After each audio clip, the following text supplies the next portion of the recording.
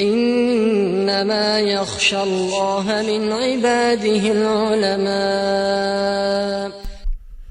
الحمد لله رب العالمين وأشهد أن لا إله إلا الله هو يتولى الصالحين وأشهد أن محمدا عبده ورسوله صلى الله عليه وسلم صلاة وسلاما دائمين متلازمين إلى يوم الدين أما بعد.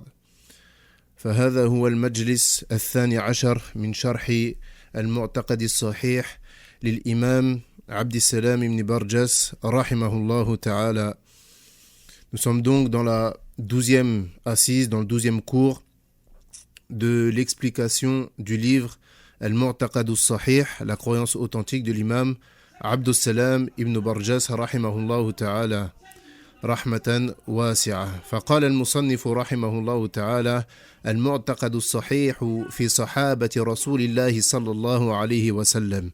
Donc l'auteur, rahimahullah ta'ala, il nous dit dans ce 12e cours la croyance authentique concernant les compagnons du messager d'Allah sallallahu alayhi wa sallam. Donc Allah subhanahu wa ta'ala a choisi pour cette communauté le meilleur des messagers. Allah azza wa jalla a choisi pour cette communauté le meilleur des messagers et lui a révélé le meilleur des livres. Et Allah azza wa jalla a également fait de cette communauté la meilleure des communautés. Et tout ceci implique qu'Allah subhanahu wa ta'ala a choisi comme porteur de cette religion et comme compagnon du meilleur messager sallallahu alayhi wa sallam, les meilleurs des hommes qui soient après les messagers et les prophètes qui sont autres que les sahaba, qui sont autres que les compagnons radiallahu anhum. Taïb. Avant de commencer dans ce que l'imam rahimahullah ta'ala il va dire concernant la croyance que doit avoir le croyant vis-à-vis des compagnons, on va déjà définir au préalable ce qu'est un compagnon. Qu'est-ce qu'un compagnon?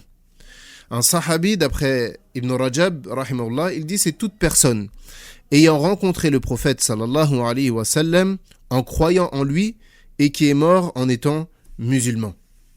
C'est toute personne ayant rencontré le prophète sallallahu alayhi wa sallam tout en étant croyant en lui et en étant mort sur l'islam. Taïb. Et ici, Ibn Rajab, rahimahullah ta'ala, il a dit quelque chose de très précis et qui est très important. Il n'a pas dit toute personne ayant vu le prophète sallallahu alayhi wa sallam, mais plutôt il a dit toute personne ayant rencontré le prophète alayhi salatu wa sallam. Pourquoi? Parce qu'il se peut qu'un sahabi ait rencontré le prophète sallallahu alayhi wa sallam et l'ait accompagné sans l'avoir vu. Comme par exemple, Abdullah ibn Maktoum, qui était aveugle.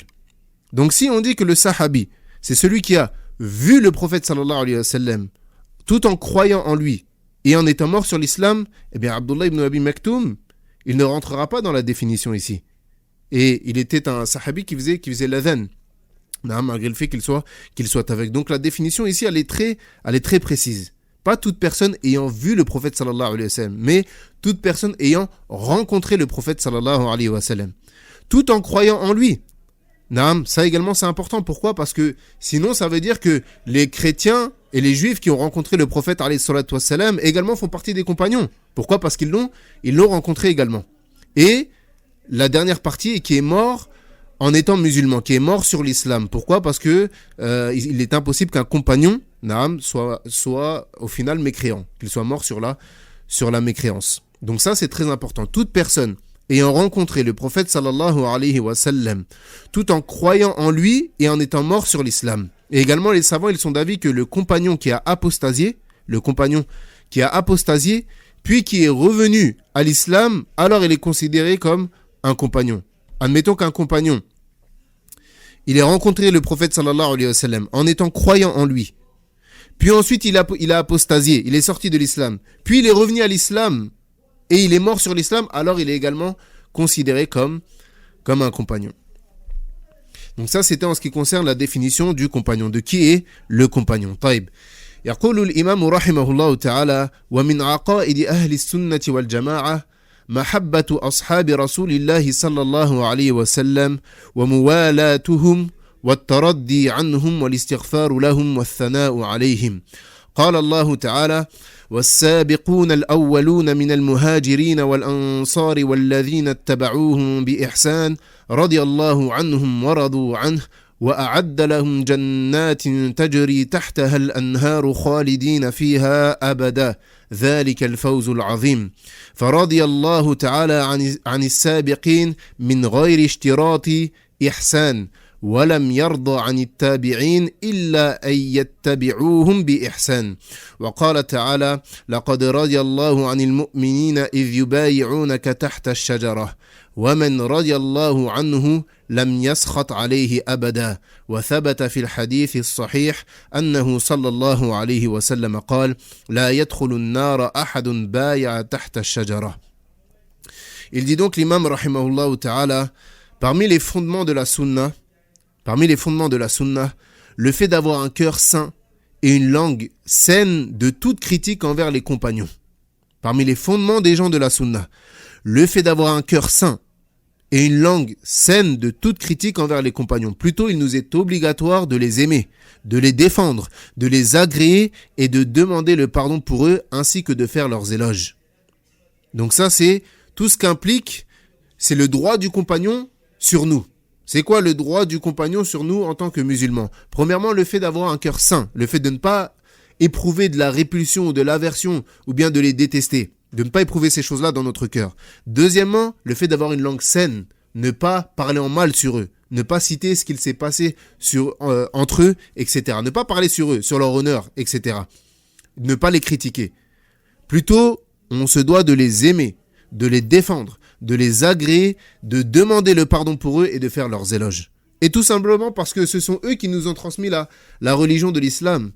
Ils ont combattu pour pouvoir faire en sorte qu'aujourd'hui, nous, on soit musulmans. Car après la mort du prophète sallallahu alayhi wa sallam, c'est eux qui ont transmis la religion.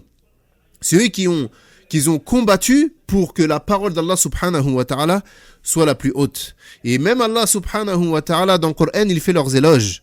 Et notamment dans ce verset où il dit les tout premiers croyants, parmi les émigrés et les ansar, et ceux qui les ont suivis avec excellence.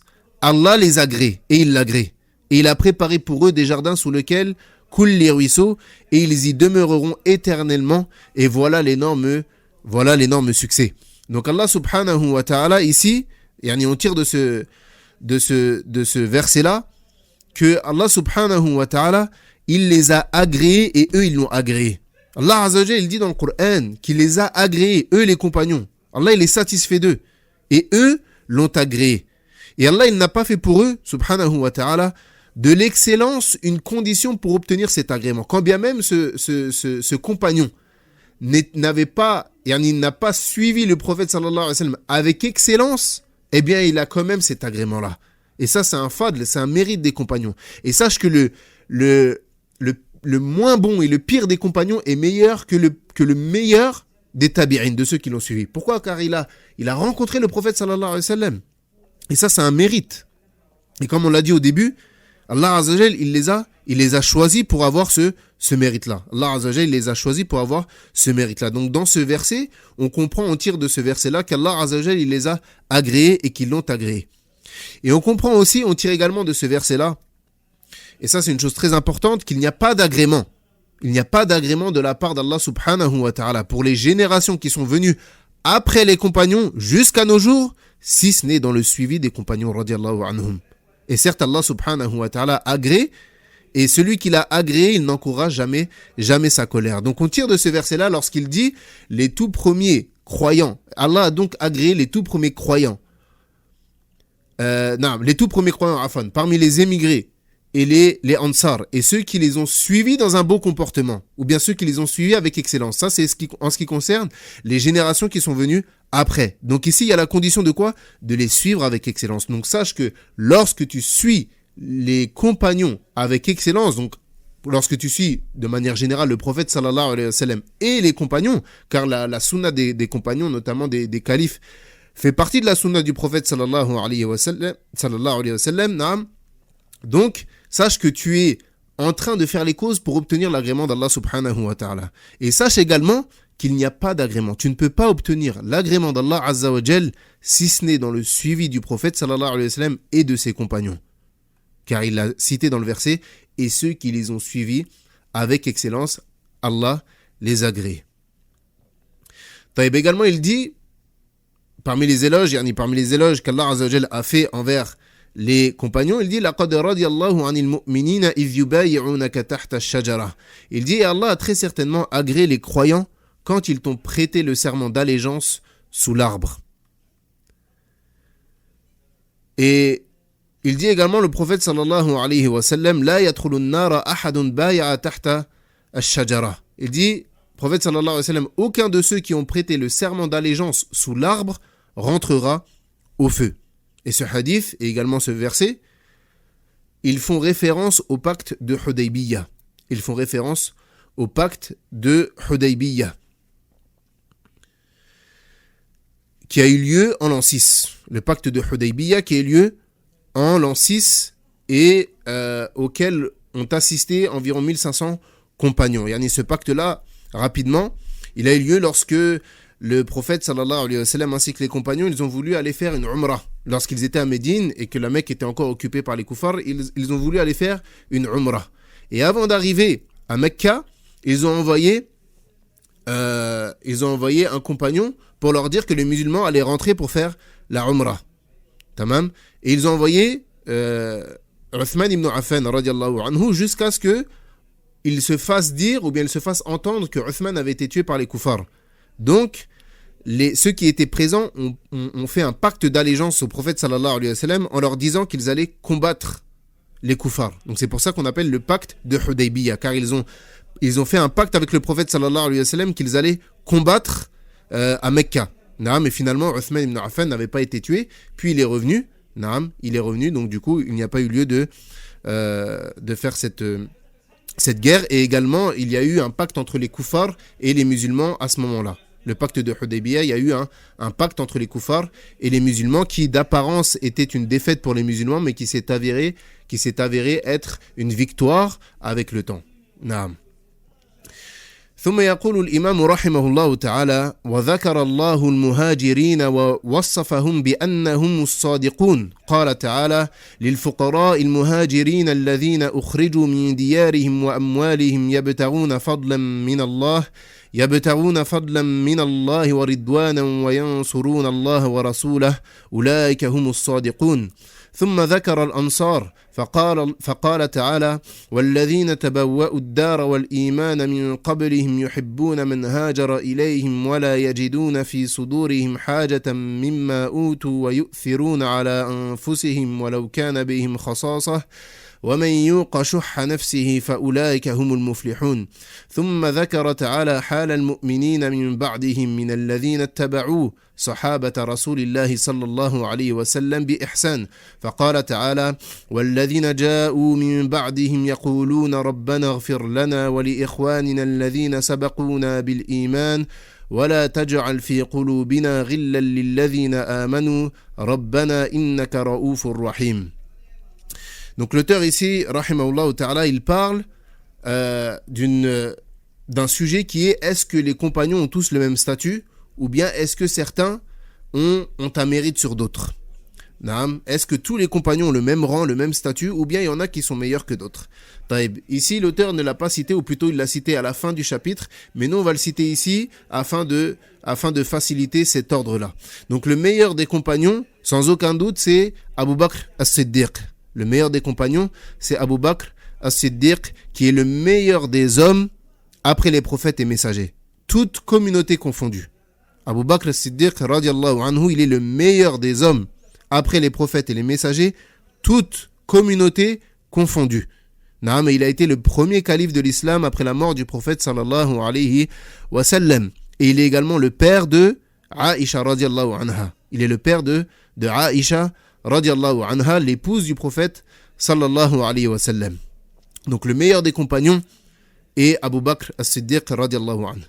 Deuxièmement vient Omar ibn al-Khattab al-Farouq radiallahu anhu, qui est le deuxième calife de l'islam et qui est également le père de Hafsa, qui est également une des épouses du prophète sallallahu alayhi wa sallam. Puis ensuite vient Uthman ibn Affan, le troisième calife de l'islam. Uthman ibn Affan, qui était l'époux ou bien qui avait comme kunya Dhu, ou bien qu'on appelait Dhun Nurayn, l'homme aux deux lumières. Pourquoi est-ce qu'on l'appelait comme ça? Pourquoi est-ce qu'on appelait Uthman ibn Affan l'homme aux deux lumières? Tout simplement parce que Uthman ibn Affan, il a épousé deux des filles du prophète sallallahu alayhi wa sallam. Il a épousé Kalthum et Ruqayya. Il a épousé deux des filles du prophète sallallahu alayhi wa sallam. C'est pour ça qu'on l'appelait l'homme aux deux lumières. Donc premièrement, le meilleur des compagnons, on a dit Abu Bakr radiallahu anhu. Puis ensuite vient Omar ibn al-Khattab radiallahu anhu. Ensuite vient Uthman ibn Affan. Vient ensuite Ali ibn Abi Talib, le cousin paternel du prophète sallallahu alayhi wa sallam, le fils de Abu Talib, qui était son oncle paternel, celui qui s'est occupé de lui après la mort de son grand-père. Lorsque le prophète sallallahu alayhi wa sallam, lorsque la mère du prophète sallallahu alayhi wa sallam est décédée, il a été confié à son grand-père. Et une fois que son grand-père est décédé, il a été confié à Abu Talib qui l'a protégé et qui l'a secouru, bien qu'il ne se soit pas converti à l'islam. Et également Ali ibn Abi Talib, il était le mari de la fille du prophète sallallahu alayhi wa sallam, Fatima. Donc on voit ici le lien qu'il y a entre les quatre. Non seulement il y a le lien dans le fait que ce soit leurs compagnons, mais ils ont tous un lien de parenté. Abu Bakr, il est le père de Aïcha, qui est une des épouses du prophète sallallahu alayhi wa sallam. Omar ibn al-Khattab, il est le père d'une des épouses du prophète sallallahu alayhi wa sallam, qui est Hafsa afwan. Ensuite vient Uthman ibn Affan, qui a épousé deux des filles du prophète sallallahu alayhi wa sallam. Et ensuite vient Ali ibn Abi Talib, qui est d'une part le cousin du prophète sallallahu alayhi wa sallam et également le mari de sa fille Fatima radiallahu anha. Donc les meilleurs des compagnons sont les quatre califes bien guidés dans l'ordre. Les meilleurs compagnons sont les quatre califes bien guidés dans l'ordre de leur califat. Abu Bakr, Omar, Uthman et Ali. Vient ensuite les muhajirun, ceux qui ont effectué la hijra de la Mecque vers Médine. Ceux qui ont effectué la hijra de la Mecque vers Médine. Car Allah Azza wa Jalla dit en parlant du butin de guerre, il appartient aussi aux émigrés besogneux qui ont été expulsés de leur demeure et de leurs biens, tandis qu'ils recherchaient une grâce et un agrément d'Allah et qu'ils portaient secours à la cause d'Allah et à son messager. Ceux-là sont les véridiques. Donc les muhajirun, bien évidemment, ils ont un haut rang et un haut mérite dans l'islam. Et Allah Azza wa Jalla, il les a décrits ici comme étant des véridiques. Pourquoi? Car ils ont quitté la Mecque, où ils avaient leur famille, où ils avaient leurs biens, leur maison. Ils les ont quittés pour émigrer vers Médine avec le prophète sallallahu alayhi wa sallam. Et certains sont arrivés à Médine en étant pauvres, bien qu'ils étaient riches à la base à Mecca. Vient ensuite, après les muhajirun, les ansar. Qui sont les ansar? Les ansar, ce sont les habitants de Médine qui ont accueilli et secouru les muhajirun lorsqu'ils ont émigré. Les ansar, ce sont les habitants de Médine qui ont reçu le prophète sallallahu alayhi wa sallam ainsi que les compagnons, les muhajirun qui ont émigré de la Mecque vers Médine. Donc ils les ont accueillis et ils les ont également secourus. Donc ils viennent après les muhajirun. Car Allah, il dit, subhanahu wa ta'ala, en parlant également du butin de guerre, il appartient également à ceux qui avant eux se sont installés dans le pays, yani à Médine, et dans la foi, et qui aiment ceux qui émigrent vers eux, et ne ressentent dans leur cœur aucune envie pour ce que ces immigrés ont reçu, et qui les préfèrent à eux-mêmes, même s'il y a une pénurie chez eux. Quiconque se prémunit contre sa propre avarice, ceux-là sont ceux qui réussissent. Donc Allah Azza wa Jalla, il a mentionné plusieurs qualités chez les Ansar. Allah Azza wa Jalla, il a mentionné plusieurs qualités chez les Ansar. Premièrement, il a dit qu'ils avaient la foi. Qu'ils ont dit ceux qui se sont installés dans le pays et dans la foi. Donc Allah, il les a décrits comme étant des personnes ayant la foi. Et également le fait qu'ils aiment ceux qui ont émigré vers eux. Car il dit ceux qui se sont installés dans le pays et dans la foi, qui aiment ceux qui ont émigré vers eux. Et également, parmi les plus hautes qualités des Ansar, le fait que malgré qu'ils aient la connaissance de la préférence des muhajirun sur eux, ils ne ressentent aucune haine ou aucune jalousie envers eux. Au contraire, ils les préfèrent à eux-mêmes. Donc malgré le fait que qu'ils savaient que les muhajiroun étaient meilleurs qu'eux, malgré le fait qu'ils savaient que les muhajiroun étaient meilleurs qu'eux, eh bien, ils ne ressentaient aucune haine, ni aucune jalousie, mais plutôt, ils les préféraient à eux-mêmes. Et pour illustrer ce qu'on vient de dire, le fait qu'ils préféraient les muhajiroun à eux-mêmes, on va raconter une histoire qui s'est passée entre deux compagnons, entre un muhajir et un ansar. Entre Sa'd ibn Rabi' et Abdurrahman ibn Auf. نعم. سعد بن ربيع الأنصاري يقول لعبد الرحمن بن عوف المهاجري: إن لي مالا فهو بيني وبينك شطرا ولامرأة فانظر أيهما أحب إليك فأنا أطلقها فإذا حلت أي بعد العدة فتزوجها. Il dit, lorsque les muhajiroun sont arrivés à Médine, donc comme on l'a dit, ils ont laissé leurs biens, leur argent, leurs épouses, ils ont laissé tout le monde, ils ont tout laissé à Mecca pour émigrer à Médine. Donc lorsqu'ils sont arrivés avec rien. Et bien lorsqu'ils sont arrivés, le prophète sallallahu alayhi wa sallam, il a lié entre Saïd ibn Rabi'a et Abdurrahman ibn Auf. Taïb, comment est-ce que Abdurrahman ibn Auf il l'a accueilli? Il lui a dit: prends la moitié de mes biens. Prends la moitié de mes biens. Yani mes biens, tout ce que je possède, je le sépare en deux, tu prends la moitié et je prends l'autre. Et il lui a dit: regarde vers mes femmes, regarde vers mes épouses. Bien sûr, yani, c'était avant l'ordre du voile, bien évidemment. Il dit: regarde vers mes femmes, vers mes épouses. Choisis celle qui te plaît le plus, je la divorce afin que tu te maries avec elle. Il lui a dit: tous mes biens, je les sépare en deux, tu prends la moitié, je prends le reste. Je prends une moitié, tu prends l'autre moitié. Et regarde vers mes épouses. Regarde celle qui te plaît le plus, celle qui te convient le plus physiquement, je la divorce. Et après sa période de idda, après sa période de viduité, eh bien, tu la maries. Et Abdurrahman ibn Auf, qu'est-ce qu'il a répondu? Il a dit: qu'Allah fasse descendre sa bénédiction sur tes biens et sur ta famille. Cependant, indique-moi seulement où se trouve le marché, yani, pour qu'il fasse lui-même du commerce. Taïb. Et cette histoire, elle reflète le comportement exemplaire des compagnons et la fraternité qu'il y avait entre eux. Cette histoire, elle reflète le comportement exemplaire des compagnons et la fraternité qu'il y avait entre eux. Et ils avaient le comportement de ceux qui ont été éduqués sur l'islam par le prophète sallallahu alayhi wa sallam. Et quel meilleur enseignant que le prophète alayhi salatu wa sallam. Et il y a en lui le meilleur exemple à suivre. Et ce hadith, il nous montre que les compagnons radiallahu anhum, ils avaient concrétisé le hadith où le prophète alayhi salatu wa sallam, il dit: La yu'minu ahadukum hatta yuhibba li akhihi ma yuhibbu li nafsihi. Ne sera pas, ou bien l'un d'entre vous ne sera pas véritablement croyant tant qu'il n'aimera pas pour son frère ce qu'il aime pour lui-même. Regardez à quel point ils ont mis en pratique ce hadith. Il était prêt à lui céder la moitié de ses biens. Et il était prêt à lui céder une de ses épouses. Tout simplement pourquoi? Parce que c'est son frère en islam. Alors qu'il ne le connaît pas. Mais c'est son frère en islam. Et ce qu'il veut comme bien pour lui, il le veut pour son frère en islam. Et également, on tire de ce hadith l'honneur de Abdurrahman ibn Auf qui a refusé et la fierté qu'il avait de faire les causes par lui-même. Yani de ne pas tendre la main, mais plutôt de faire les causes par lui-même. وعن أنس رضي الله عنه أن النبي صلى الله عليه وسلم قال: آية الإيمان حب الأنصار وآية النفاق بغض الأنصار أخرجه البخاري. D'après Anas radiallahu anhu, le prophète sallallahu alayhi wa sallam a dit: aimer les Ansar est un signe de foi et haïr les Ansar est un signe d'hypocrisie. Donc celui qui aime les Ansar, ça c'est un signe de sa foi. Quant à celui qui les déteste ou bien qui a de l'aversion dans son cœur pour eux, eh bien c'est un signe d'hypocrisie.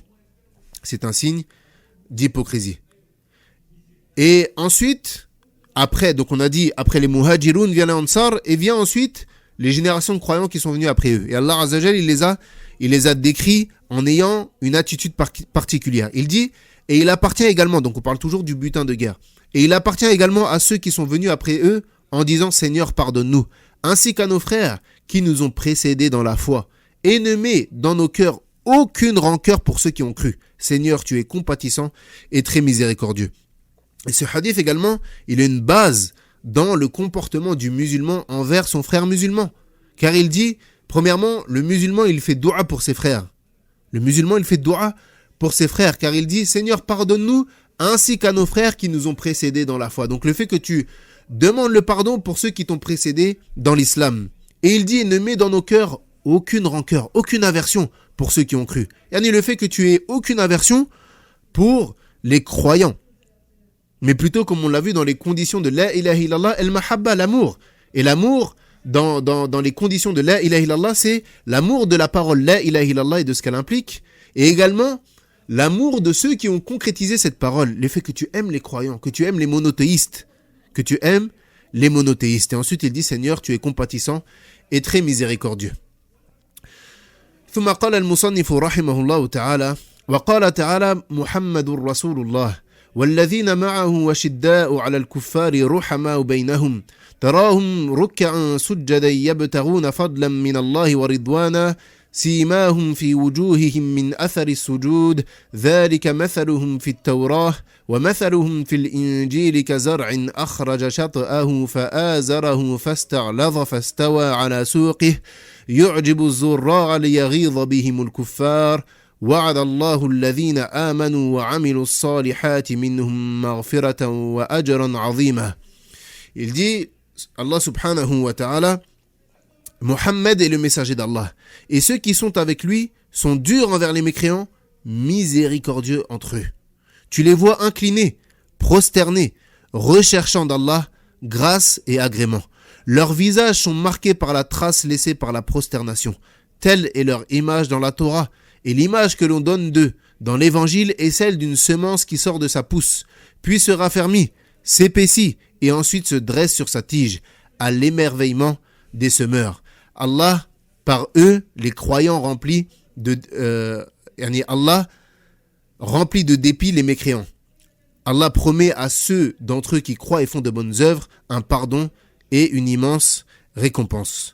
وقال الإمام مالك رحمه الله تعالى من أصبح من الناس في قلبه غيظ على أحد من أصحاب رسول الله صلى الله عليه وسلم فقد أصابته الآية.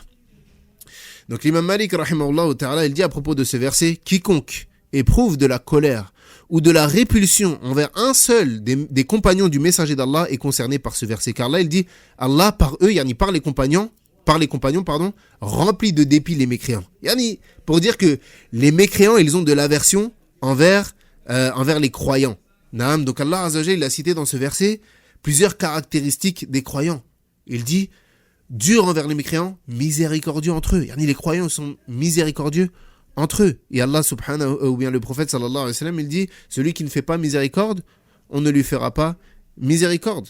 Celui qui n'est pas miséricordieux envers les autres, Allah ne lui fera pas miséricorde. Également, il dit, l'auteur, rahimahullah ta'ala, وقال تعالى والذين آمنوا وهاجروا وجاهدوا في سبيل الله والذين آووا ونصروا أولئك هم المؤمنون حقا لهم مغفرة ورزق كريم.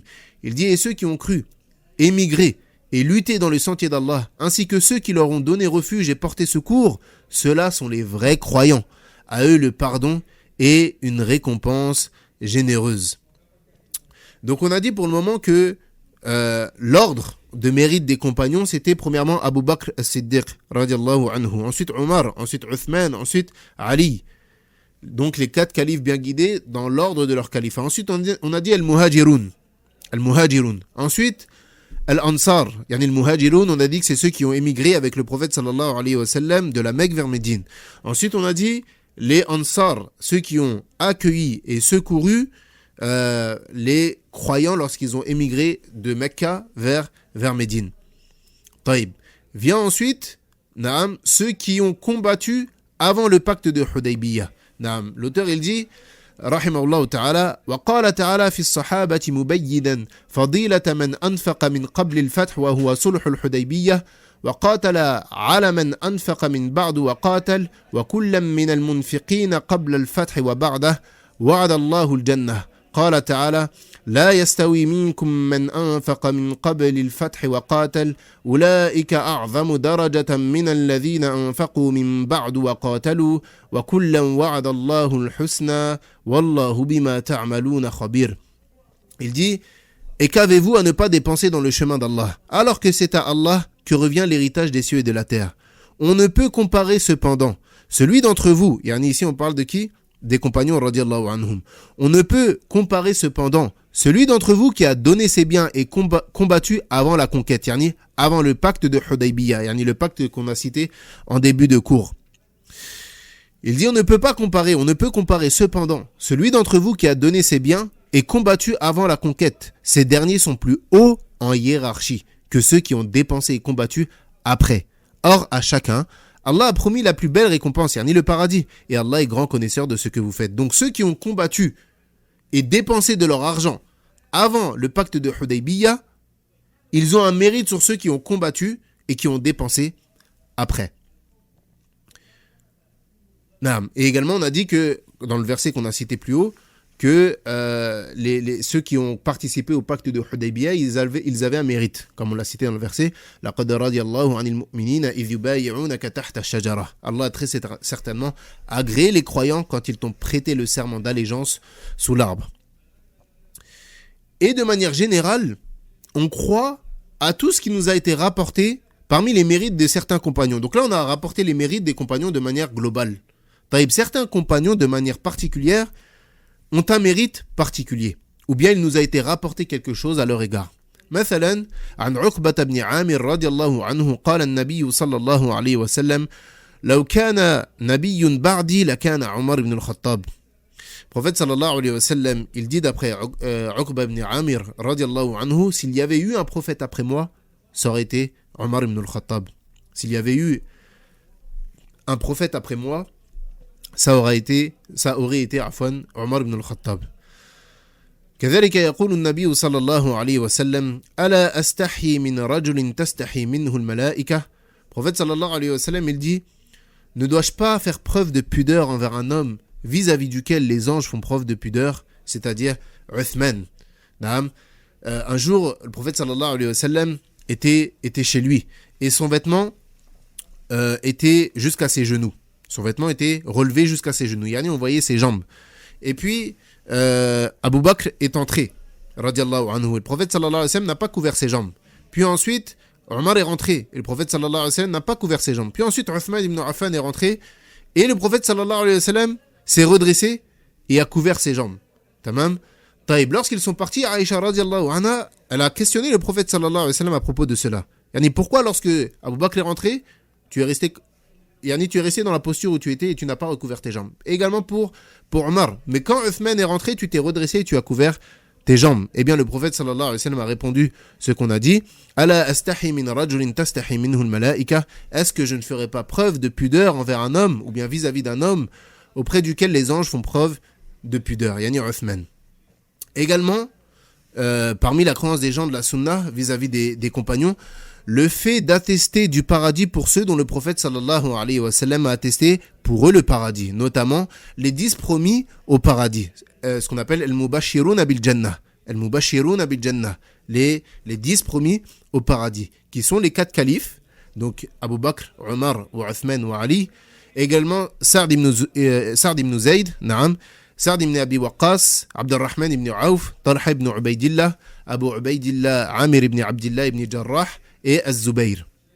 Ces 10-là qu'on appelle les promis au paradis, al-mubashirun bil jannah. Également Bilal ibn Rabah, le muezzin du prophète sallallahu alayhi wa sallam. Également on atteste pour lui du paradis. Pourquoi ? Car le prophète sallallahu alayhi wa sallam a attesté pour lui du paradis. Car il a dit, j'ai entendu le claquement de tes semelles devant moi dans le paradis. Yani en s'adressant à qui ? À Bilal. Radiallahu anhu. Également parmi ceux dont on atteste le paradis, Ukasha ibn Mihsan. La preuve de cela, c'est lorsque le prophète sallallahu alayhi wa sallam a dit que 70 000 de sa communauté rentreraient au paradis sans jugement. Et lorsque les compagnons l'ont questionné, il a dit humul ladhina la yastarquna wa la yaktawuna wa la yatatayyarun wa ala rabbihim yatawakkalun. Faqama Ukasha ibn Mihsan faqala ya Rasulallah ud'u Allah an yaj'alani minhum. قال أنت منهم ثم قام رجل آخر فقال ادعو الله أن يجعلني منهم فقال سبقك عكاشة أو سبقك بها عكاشة. نعم. Donc le prophète sallallahu alayhi wa sallam, lorsqu'il a informé que 70 000 parmi sa communauté entreraient au paradis sans jugement et sans châtiment, les compagnons ont posé la question, qui sont-ils? Il a dit, ce sont ceux qui ne demandent pas la ruqya. Ceux qui ne demandent pas la ruqya. Ceux qui ne demandent pas la cautérisation. Également, la cautérisation, c'est, vous savez, lorsque, il fut un temps, à notre époque, je pense que ça n'existe plus, mais lorsque, une personne, on lui coupait la main, ou bien qu'il avait la main coupée ou une jambe, on venait avec quelque chose de très chaud, du feu limite, et on le mettait directement sur la plaie. Pourquoi? Pour brûler toutes les veines et toutes ces choses-là pour pas qu'il se vide de son sang. Ça, c'est ce qu'on appelle la cautérisation, le fait de soigner par le feu. Eh bien, ceux qui demandent la cautérisation également ne font pas partie de ceux des 70 000 qui rentreront au paradis sans jugement. Et également, il dit, voilà, yatatayirun, c'est ceux qui ne croient pas, ou bien ceux qui ne croient pas à la mauvaise augure. La mauvaise augure, vous savez, c'est le fait de dire vendredi 13, ça porte malheur. Si j'ouvre un parapluie dans la maison, ça porte malheur. Si je casse un miroir, c'est tant de malheur. Ça, c'est ce qu'on appelle la mauvaise augure. C'est ce qu'on appelle la mauvaise augure. Donc, le musulman ne doit pas croire à ces choses-là. Parce qu'aslan, ça, c'est du shirk. Aslan, le fait de croire en ces choses-là, c'est du shirk qui peut ou bien être du petit shirk ou bien du grand shirk en fonction de la croyance de la personne. Donc, il dit, ce sont ceux qui ne demandent pas la ruqya, ceux qui ne demandent pas la cautérisation, ceux qui ne croient pas en la mauvaise augure, mais ceux qui placent leur confiance en leur Seigneur. Et à ce moment-là, Ukasha ibn Mahsan, radiallahu anhu, il s'est levé, il a dit, Ya Rasulallah, ô messager d'Allah, invoque Allah afin qu'il me compte parmi eux, qu'il me compte parmi ces 70 000 qui rentreront au paradis sans jugement. Et le prophète sallallahu alayhi wa sallam a dit, Anta minhum, tu fais partie d'eux. Tu fais partie d'eux. Et un homme s'est levé ensuite et il a dit, Ya Rasulallah, ud'ullah an yaj'alani minhum. Il a également posé la question, invoque Allah afin qu'il me compte parmi eux. Et il lui a dit, Sabaqaka biha Ukasha, certes, Ukasha t'a devancé. Également, parmi ceux qui sont promis au paradis, il y a Khadija bint Khuwaylid, la première épouse du prophète sallallahu alayhi wa sallam, qui est également promis au paradis, car Allah Azza wa Jal a missionné Jibril afin qu'il se rende auprès du prophète sallallahu alayhi wa sallam et qu'il passe le salam à Khadija de sa part. Et également, il lui a promis une maison dans le paradis. Il lui a promis un palais de perles dans le paradis. Ce qui prouve qu'elle fait partie des gens du paradis, qu'elle fait partie des compagnons du paradis. Mais il y a d'autres compagnons encore qui sont promis au paradis, mais on va citer que cela. قال المصنف رحمه الله تعالى وفي الصحيحين عن أبي سعيد الخدري رضي الله عنه قال رسول الله صلى الله عليه وسلم لا تسبوا أصحابي وفي لفظ مسلم لا تسبوا أحدا من أصحابي فلو أن أحدا أنفق مثل أحد ذهبا ما بلغ مد أحدهم ولا نصيفه والمد ربع الصاع والنصيف نصف المد والمغنى ما بلغ هذا القدر اليسير من فضلهم ولا نصيفه. وفي الصحيحين أيضا عن عمران بن حسين رضي الله عنه أن النبي صلى الله عليه وسلم قال خير الناس قرني ثم الذين يلونهم ثم الذين يلونهم. قال عمران لا أدري أذكر بعد قرنه قرنين أو ثلاثة. وفيها عن أنس رضي الله عنه أن النبي صلى الله عليه وسلم قال آية الإيمان حب الأنصار وآية النفاق بغض الأنصار. وفيهما عن البراء بن عازب رضي الله عنه أن النبي صلى الله عليه وسلم قال في الأنصار لا يحبهم إلا مؤمن ولا يبغضهم إلا منافق من أحبهم أحبه الله ومن أبغضهم أبغضه الله. وفي صحيح مسلم عن أبي هريرة رضي الله عنه ومن حديث أبي سعيد الخدري رضي الله عنهما أن النبي صلى الله عليه وسلم قال لا يبغض الأنصار رجل آمن بالله واليوم الآخر. Donc bien évidemment, il est interdit d'insulter un seul des compagnons. Il est formellement interdit d'insulter un seul des compagnons. Pourquoi? Parce que tout simplement le prophète sallallahu alayhi wa sallam l'a interdit. Dans le hadith de Abu Sa'id al-Khudri radiyallahu anhu, le prophète sallallahu alayhi wa sallam a dit n'insultez pas mes compagnons.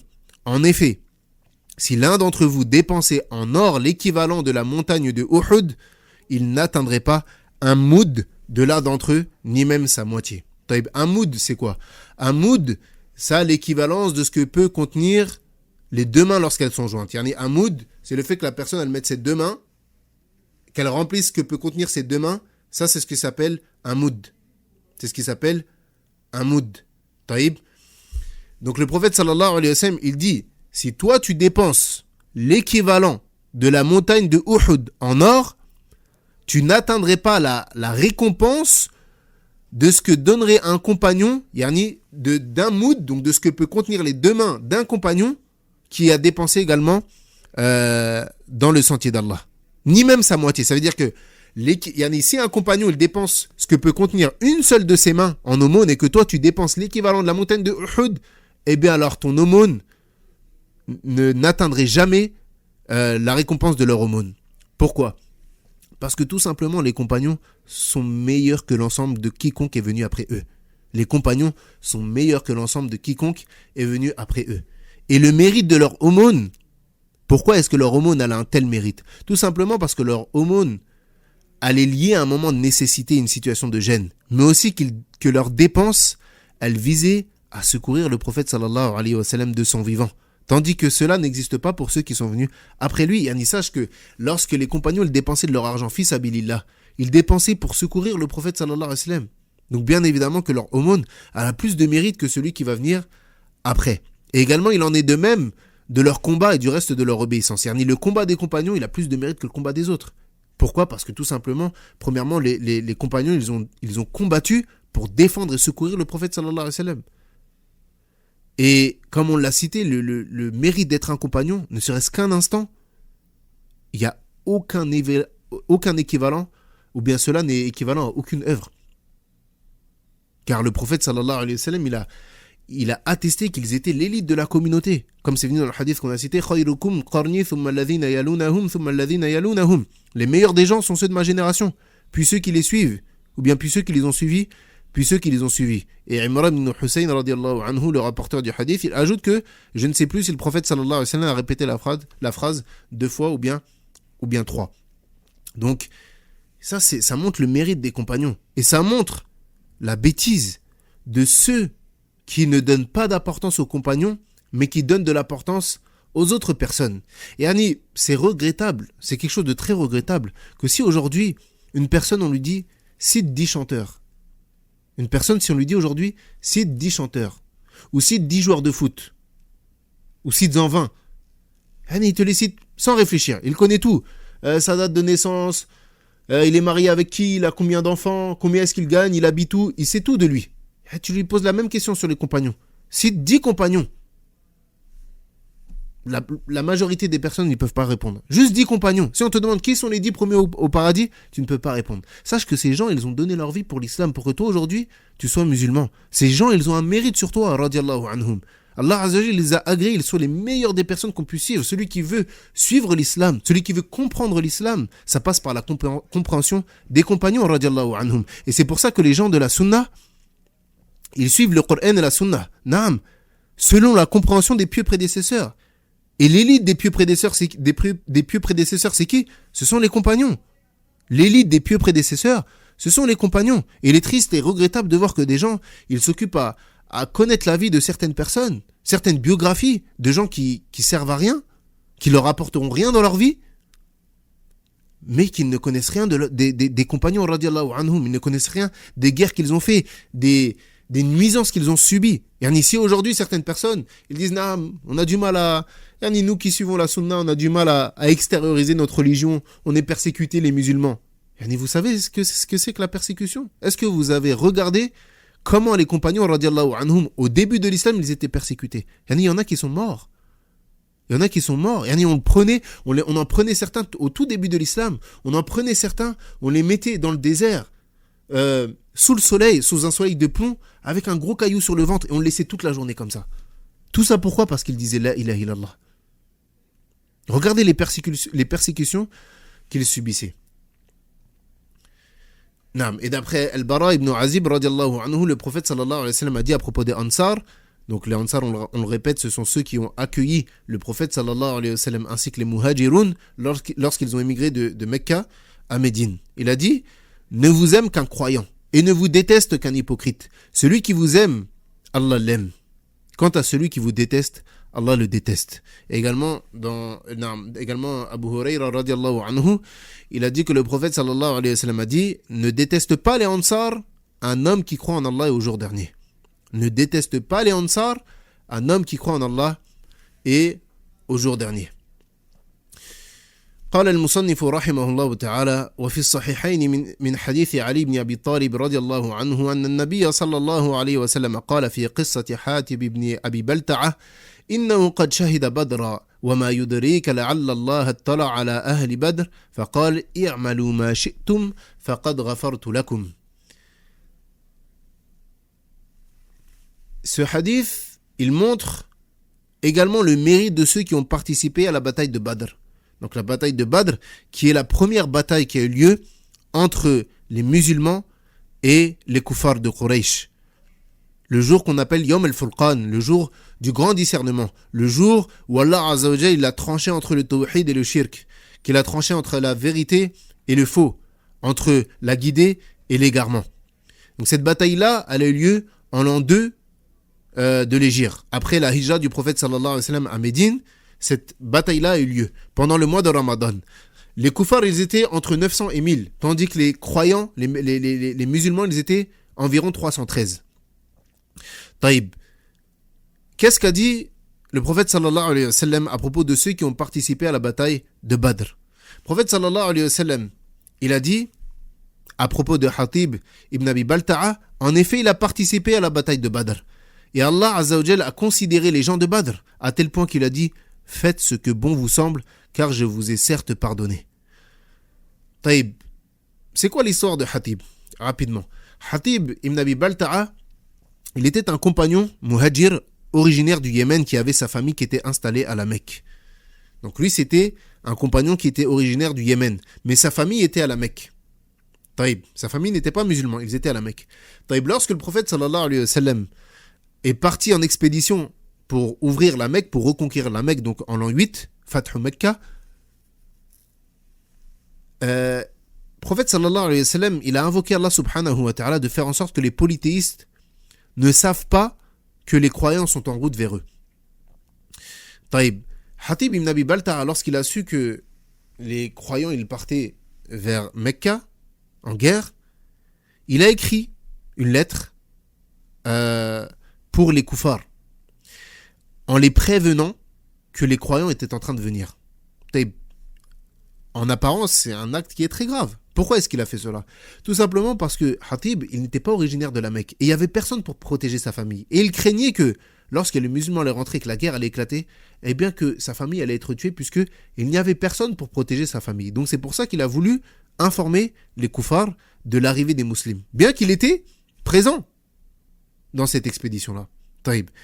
Et on a dit au début que le prophète sallallahu alayhi wa sallam, il a invoqué Allah subhanahu wa ta'ala afin que les mécréants, que l'information que les croyants étaient en route vers les mécréants ne leur parvienne pas.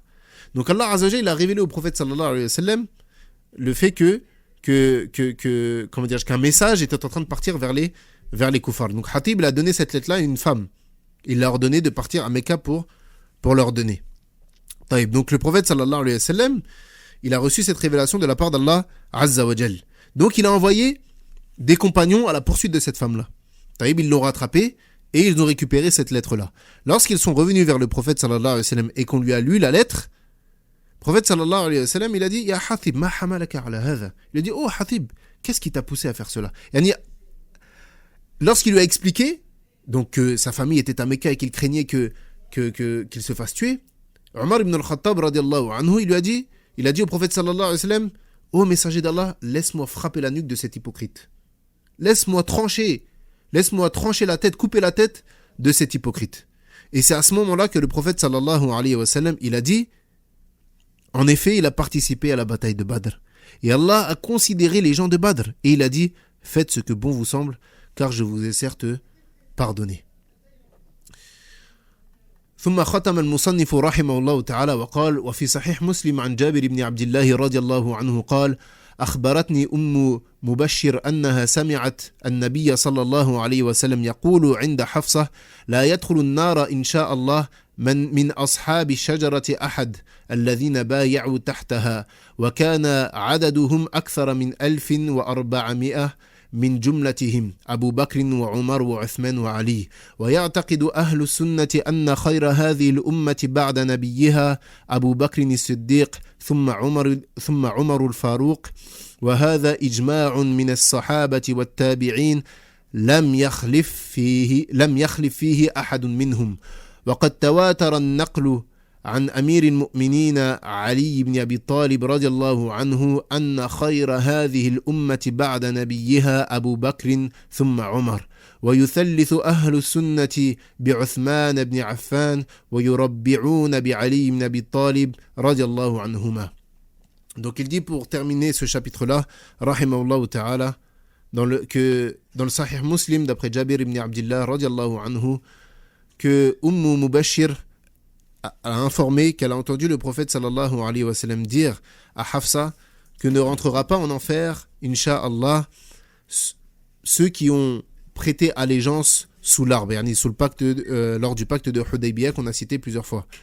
Et il dit, et le nombre de ceux qui ont prêté allégeance au prophète sallallahu alayhi wa sallam sous l'arbre, ils sont environ 1400. Ils sont plus que 1400. Et parmi eux, Abu Bakr, Omar, Uthman et Ali. Ensuite, il dit, et les gens de la Sunna ont pour croyance que le meilleur de cette communauté après le prophète sallallahu alayhi wa sallam est Abu Bakr. Puis ensuite Omar. Et ça, c'est un consensus des Sahaba et des Tabi'in.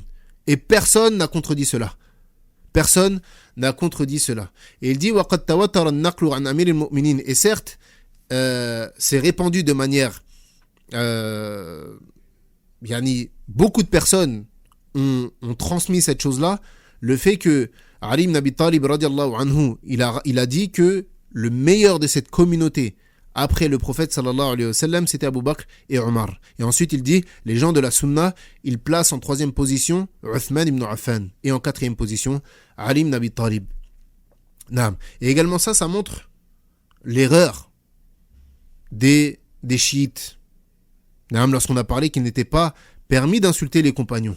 Eh bien, sachez que les chiites, non seulement ils insultent les compagnons, mais ils les maudissent et également ils font leur takfir. Les chiites, ils voient Abu Bakr, Omar et Uthman et Muawiyah également comme des kuffars. Et également, ils accusent Aïcha radiallahu anha de ce qu'Allah azza wa jal l'a innocenté d'au-dessus des 7 cieux. Ils l'accusent d'adultère alors qu'Allah azza wa jal l'a innocenté dans le Coran. Alors qu'Allah subhanahu wa ta'ala, il l'a innocenté dans le Coran, et ça montre l'égarement évident de ces gens-là. Ça montre l'égarement évident de ces gens-là qui insultent les compagnons alors qu'ils sont l'élite de la communauté. Alors que le prophète sallallahu alayhi wa sallam a attesté pour eux qu'ils étaient l'élite de la communauté et qu'il a attesté dans de nombreux hadiths qu'on a cités aujourd'hui le fait qu'ils avaient un mérite, le fait qu'ils ne rentreraient pas en enfer, le fait que celui qui les déteste, c'est un signe de son hypocrisie. Celui qui les déteste, c'est un signe de son hypocrisie. Celui qui ne les aime pas, c'est un signe qu'Allah ne l'aime pas. Allah Azza wa Jalla, il dit dans le Coran qu'il les a agréés. Et malgré tout cela, il continue de les insulter. Wal'iyadhu billah. On a donc terminé avec ce chapitre-là. Comme d'habitude, pour ceux qui ont des questions, c'est le moment de les envoyer, Inch'Allah.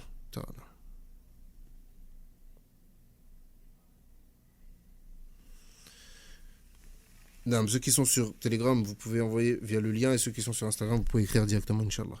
Une personne, elle dit, est-ce que les 75 000 qui auront au paradis vont concerner les musulmans de l'époque du prophète sallallahu alayhi wa sallam ou tous les musulmans jusqu'à la fin du monde? Les 70 000 et non 75 000, ces 70 000 là, ils font partie de la communauté du prophète sallallahu alayhi wa sallam. Le prophète sallallahu alayhi wa sallam, il n'a pas fixé si c'était des compagnons ou bien ceux qui viendront après. Il a dit de sa communauté. Donc ça implique que cette chose-là n'est pas réservée et propre aux compagnons, mais plutôt qu'elle fait partie de sa communauté. Donc toute personne qui ne demande pas la ruqya, ne demande pas la cautérisation, ne croit pas à la mauvaise augure, et place sa confiance en Allah subhanahu wa ta'ala, qu'elle espère, qu'elle fasse dua, qu'elle invoque Allah subhanahu wa ta'ala de la compter parmi les 70 000 qui rentreront au paradis sans jugement. Une personne a dit, est-ce que ça veut dire que les chiites sont des koufars? Pas tous, certains d'entre eux. Bien évidemment que les extrémistes, les rawafid, beaucoup d'entre eux tombent dans le shirk. Aslan, dans leurs croyances déjà, ils ont des croyances qui les font sortir de l'islam. Également dans leurs paroles. Donc on ne dit pas de manière mutlaqan ce sont tous des koufars. Non, mais bien évidemment que beaucoup parmi eux sont sortis de l'islam et ne font pas partie des musulmans. Et comment est-ce qu'on pourrait dire que ces gens-là, ce sont nos frères, alors qu'ils insultent notre mère? Et comme on le sait, les femmes du prophète sallallahu alayhi wa sallam sont nos mères. Les femmes du prophète sallallahu alayhi wa sallam sont nos mères. Tamam. Donc comment est-ce qu'on peut laisser des gens, ou bien considérer des gens qui insultent nos mères, et qu'on les considère comme étant nos frères? Non.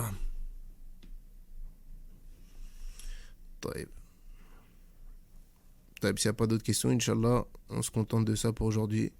Inch'Allah ta'ala. سبحانك اللهم وبحمدك أشهد أن لا إله إلا أنت أستغفرك وأتوب إليك وصلى الله على نبينا محمد وعلى آله وصحبه أجمعين والله أعلم. السلام عليكم ورحمة الله وبركاته.